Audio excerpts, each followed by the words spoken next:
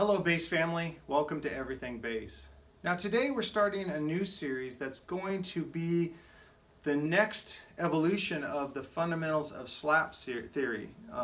So in the Fundamentals of Slap, and if you haven't seen them, I encourage you to go back and check out all those videos, and because I break down basic mechanics, basic thumbing, basic popping, some cool triplet things, some cool things with like a little more advanced techniques. Think of those as individual Lego pieces. Over my 30 years of teaching, I found that I could teach those, but didn't necessarily ensure that bass players know how to assemble them to make something. And that's why I've always followed it up with giving you sample grooves. Now, these are my own patterns because I don't want to make the YouTube police really mad. Definitely don't want to, have a strike against my channel. So I try to focus on a simple pattern, and they'll get progressively more difficult as we go on. But the concept is it'll work out one of these elements, or maybe add a new element that you can see how it would flow in a bass line. I'm going to try to give you as much content about how I built the little slap groove, so that you can maybe take these ideas and use them to make your own slap grooves. And by the way, if you do, I would love it. I'm going to set up some way for you maybe to email me a link to a Dropbox where if you make up your own pattern like based on one of these, I would love to hear it. I'd love to see it. So videotape it, send it to me. Maybe I can get a compilation together and do it as a future video.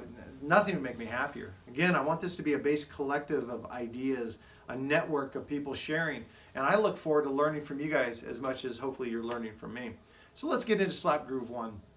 Again, from Patreon subscribers, if you go to patreon.com/everythingbass, for a very low monthly fee, you get access to all my written materials. I think when these slap patterns come out, it's going to be very helpful for you to see them. They're written in standard notation and tab, and I tell you which technique I'm using. So if I don't explain it well enough, or you're having a hard time in front of your computer screen or on your iPad or your phone, you might find by downloading it and just going the old school approach, it might be the best for you. All right, so when I show any slap pattern, I'm going to teach you hopefully a method of how I have learned more complex things by breaking it down to the smallest element. So let's take a look at Slap Groove 1. The first thing is 2 open E's, eighth notes. So you're going to be going one and, just simple, one and, one and. That's beat 1. Beat 2 is one of my favorite devices. It's a cool little lick. And it's 4 16th notes. You're going to start by thumbing on the G on the 3rd fret, hammer on to the A with your pinky or ring finger. I use my pinky. And you're doing a quick hammer on. Now, bring your hand back down, get a click, and then pop the 2nd fret E. And these are going to be 16th notes. So it's going to be 1 E and done. I just love that device. So if we go, isn't that cool? Just how it works out. 2 8th notes, 1 and. It's a neat setup for the rest of the bass line, which is rest. Now, I majored at rests at Musicians Institute. My teacher said I played rests better than anyone else. So that's what we're doing here. So we're doing a 1/4 note rest and an 1/8 note rest. I want to balance out your expectation. A lot of times I'll demonstrate a slap technique or something and it's pretty notey and pretty busy, but that does very rarely do I get to play that way in band situations. In band situations, you're always looking to create a bass line that really locks in with the rest of the musicians. And I found a really cool way to do that is to leave little breaks. Like here I'm not playing anything on beat 3. So I'm going 1 and rest, okay? And then I am going to end this measure with 2 16th notes, and it's a pop hammer on from the 7th, from the 7th to the 9th fret. So I'm going from the D, hammering on to the E. Let's put that together. Kind of cool. That little doorway of silence I left is going to set up, it's going to frame a really cool snare hit, and I love that, bump, bump, bump, bump, crack. There's that little door I open, and that allows the bass player and the drummer to kind of be working together, and little doors for the drums. He leaves me a little spot for maybe this little, and that interplay I think is super attractive and funky as all get out. So, second measure starts the same way. But now we're going to do you remember the ricochet, or double thumb, I'm sorry, the double thumb lick. This is where you're going to do two 16 note hits that are muted, and you're going to pop the 5th fret on the D string, it's a G, hammer on a whole step above, do 2 more, and hammer on. Let me isolate that. I kind of feel like I didn't describe it well. I'm going to go 2 thumbs. See, it's kind of cool. 2 muted thumbs, pop, hammer on, 2 muted thumb, pop, hammer on. Now let's put the entire lick together slowly. It goes, oh man, see, I made a mistake.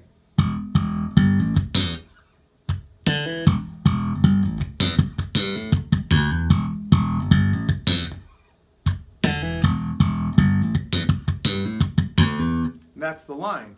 Once you get it down, playing it, again, no metronome at first, just work out the mechanics, see if you can flow. What you want to be aware of is don't let there be an audible, don't let people hear the space between each phrase. Like it's very common for people new to slap, they'll go like, then there's kind of a pause, there's kind of a pause, and there's a pause here anyway. You want to make things flow. Notes that are supposed to be right next to each other, try to let them be seamless so that people don't hear you shifting your technique, shifting your hand to a new position. Try to make them really seamless.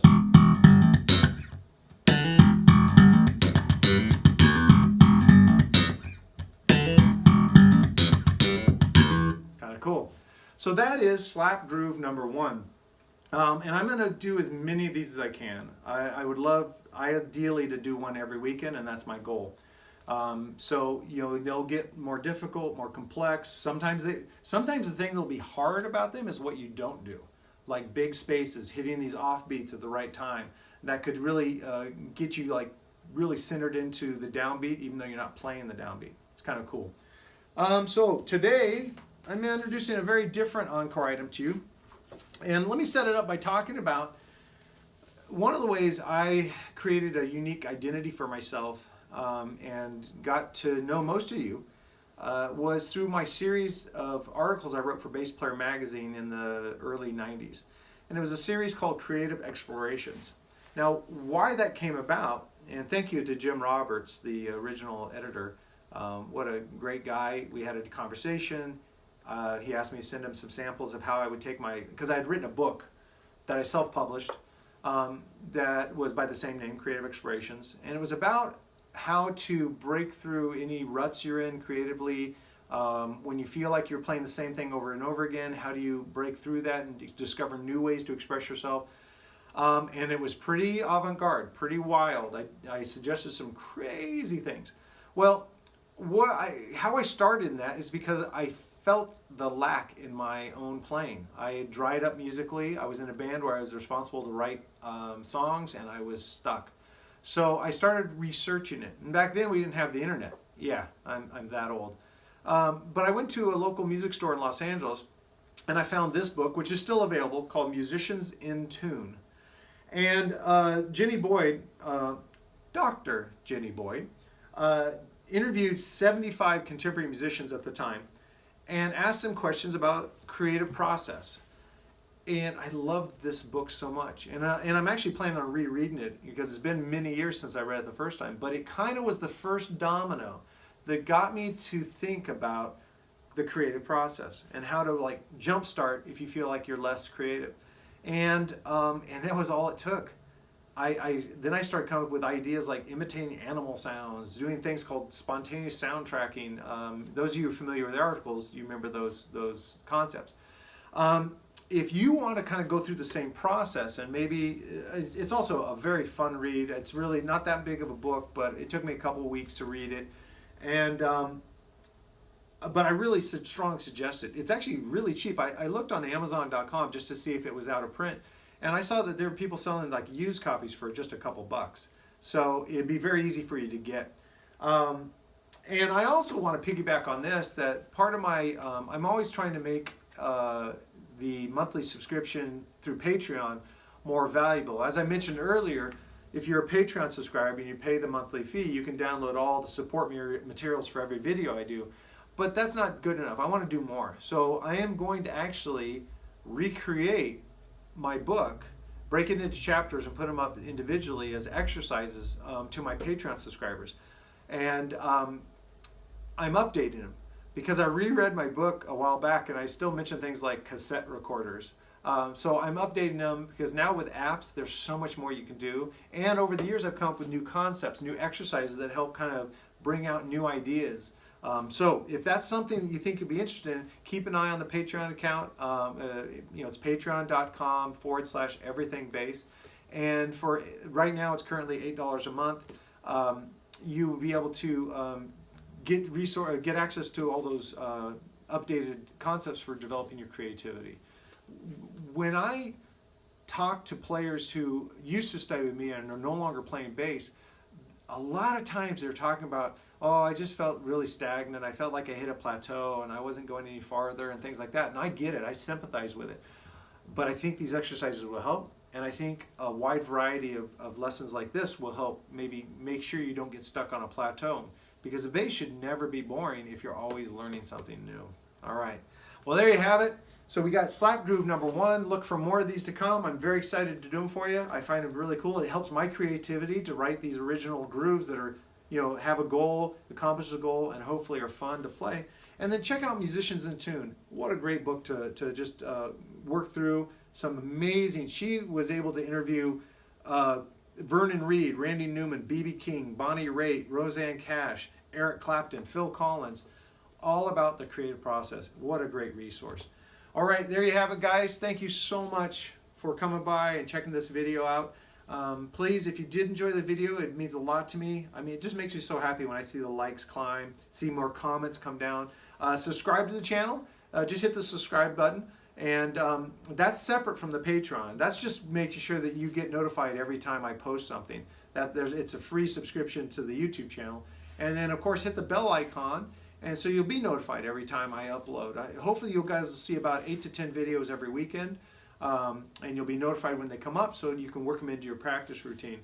And that's it, guys. I really love it. I love all the emails I've been getting. I love the comments. It's so much fun, and I'm having the time of my life, and I hope you are too. So let's reach out. Let's connect with all these bass players in the world, and let's just start sharing ideas. I can't wait. It's going to be great. All right. Thanks, guys. I will talk to you later.